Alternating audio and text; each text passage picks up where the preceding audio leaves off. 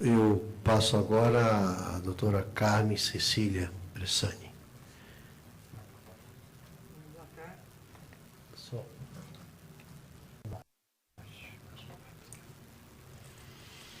Boa tarde. Eu quero agradecer ao vereador por ter aceitado o nosso pedido, ter feito essa audiência pública, ter patrocinado a ideia da audiência pública, ter trazido esses representantes importantes aqui para discutir o assunto, porque realmente é um assunto da mais alta importância no momento para o município de São Paulo. Eu gostaria, antes de começar, antes de tudo, parabenizar o trabalho magnífico do Tribunal de Contas do município, que fez deu como título, né, a dívida paulistana é impagável. Né, de fato era. E temos que trabalhar sobre isso, porque realmente é um problema sério, preocupante, não só para as finanças, né, para a saúde financeira do município de São Paulo, como para a saúde social, né? Porque esse dinheiro que escoa para essa vertente financeira só falta no social, é isso. O Marco falou pela auditoria cidadã, porque nós somos uma associação civil sem fins lucrativos a nível federal, existe desde 2001, e o Núcleo São Paulo é recente. Desde agosto nós estamos trabalhando, estamos estudando a dívida municipal e a dívida estadual, e ajudando também a divulgar a questão preocupante que é também a dívida federal. Eu só encerrar, porque o Mauro disse praticamente tudo, aqui os colegas da mesa também já falaram bastante, mas eu trouxe uns slides para passar, e esses slides copiam muito. À sua disposição. São poucos, mas copiam muito alguns que o senhor já trouxe, que o doutor Norberto já apresentou. Eu vou me permitir ser um pouquinho repetitiva, mas fazer nesses slides um outro olhar, o olhar da auditoria cidadã sobre eles. Em primeiro lugar, eu queria mostrar justamente a preocupação que mostrou o vereador, né, Gilson, realmente nessa síntese da história. Veja que nosso município pagou, do ano 2000, né, até o ano de 2012, quer dizer, em 12 anos, o município de São Paulo pagou 24 bilhões. Vamos falar em números, assim, absolutos, porque milhões aqui virou quebradinho, virou dinheiro pouco, pequeno, né? Vamos falar em bilhão mesmo.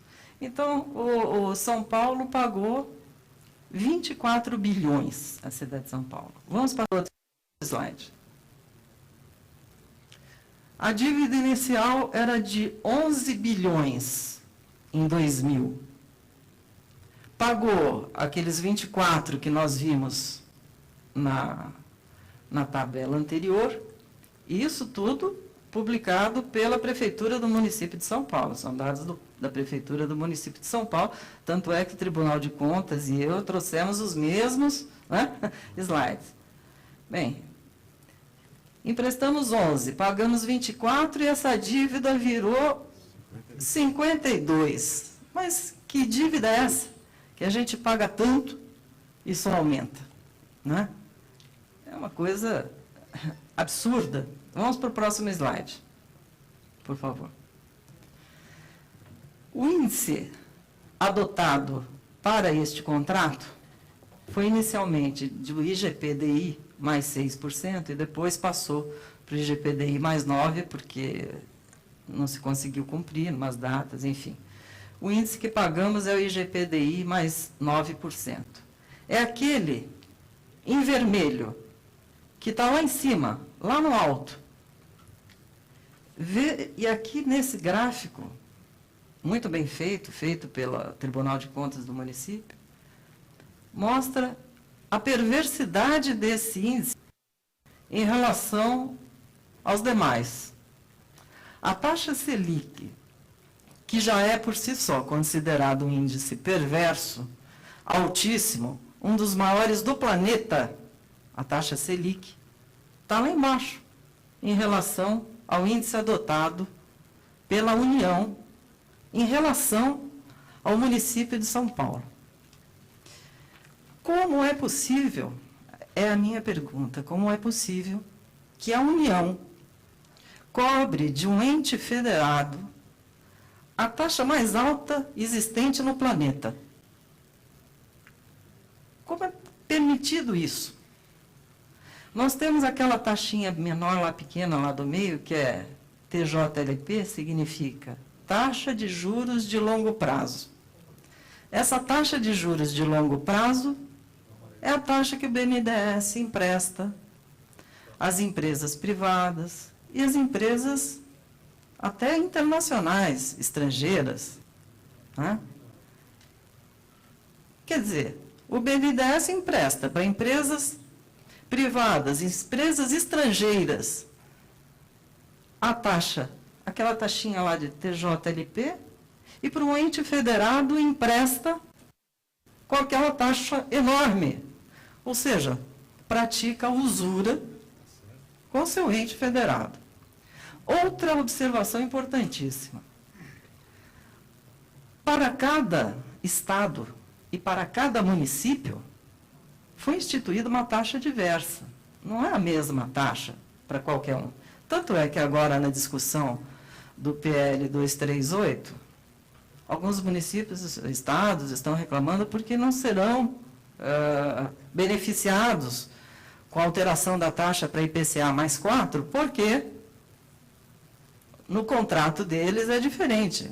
Quando foi feito o refinanciamento, foi feito um refinanciamento com cláusulas diversas, com outro tipo de índice. Então, vem mais uma pergunta aqui.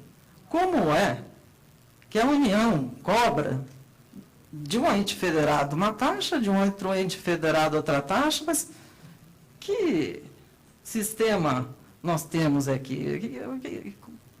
Instalou-se um caos nessa cobrança de juros. Então, vejam, esse gráfico feito pelo Tribunal de Contas do município é importantíssimo, visualiza muito bem. Veja que a taxa Selic, que agora estamos querendo retroagir através do PL 238 para trás, e cobrar tudo que foi cobrado nessa taxa absurda de IGPDI mais 9, estão querendo retroagir e cobrar pela Selic e essa diferença descontar do contrato, ou seja, uma meia-culpa. Né? Dizendo, puxa, eu cobrei de 10, eu vou te dar um desconto aí. Mas só que a Selic também continua um absurdo. É outro absurdo. Nós temos índices altíssimos da Selic, olha lá, o tamanho da Selic. Não faz sentido também essa proposta. Vamos passar para outro slide, por favor. Aí está a comparação entre o que nós pagamos pelo IGPDI mais 9% e o que deveria ser pago pela taxa de juros de longo prazo. Não é? Uma diferença brutal. Se tivéssemos que instituir um índice que fosse a taxa de juros de longo prazo, que é o valor com que o BNDES empresta para as empresas privadas. Lógico que tem que ser a mesma taxa para os seus entes federados. Vamos prosseguir, por favor. Se tivesse sido pela TJLP, aí é o slide ainda do Tribunal de Contas do município, nós estaríamos aí na faixa de 4 bilhões. E note que este cálculo, acredito eu, doutor Norberto, tenha sido feito ainda considerando o cálculo de juros sobre juros. Sim. Não é? O que seria também uma impropriedade. Na verdade, se fizéssemos o cálculo de juros simples, a União teria alguma coisa a nos devolver, certamente. Não é? Então, vamos ao próximo slide, por favor.